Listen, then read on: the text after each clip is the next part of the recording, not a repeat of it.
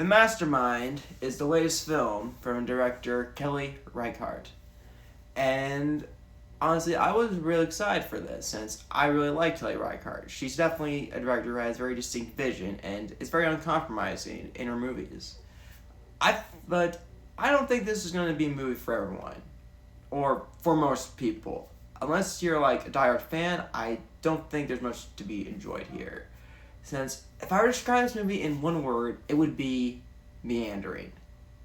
Mastermind does not have very sharp focus on its plot. It very much has a idea of it, but once you get to the halfway point, it kind of drops that, and we're just kind of stuck watching Joshua Connor's character JB just kind of traveling throughout the country with no real motivation or purpose other than not to be captured. And if you're someone who likes a lot of dialogue in your movies, stuff being spelled out for you, and characters kind of saying why they're doing stuff, and you want a clear picture of why someone's doing something, you are going to come out cold with this movie.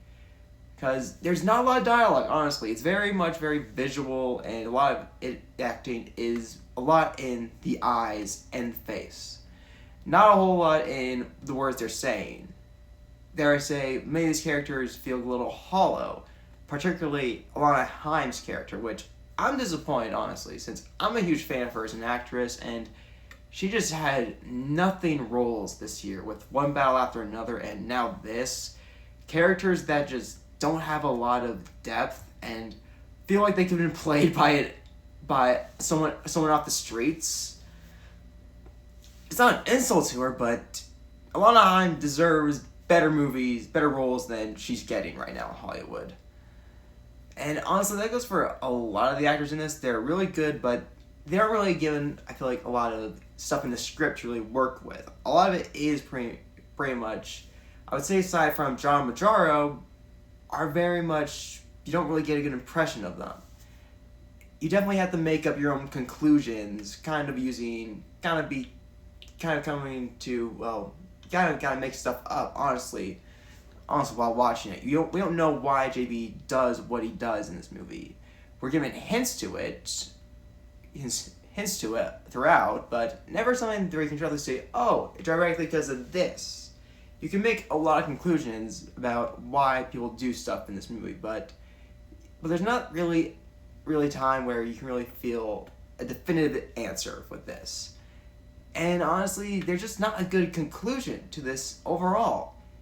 It just feels, there's a lot of just long, lingering shots of JB just kind of doing these tasks. And that's honestly what this, and at the end of the day, that's not to spoil it, but the movie just stops. No conclusion, just cuts to black.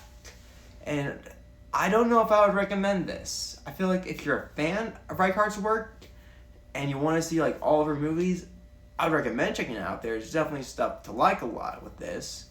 The cinematography, I think, is pretty top notch, as you expect with any of her movies.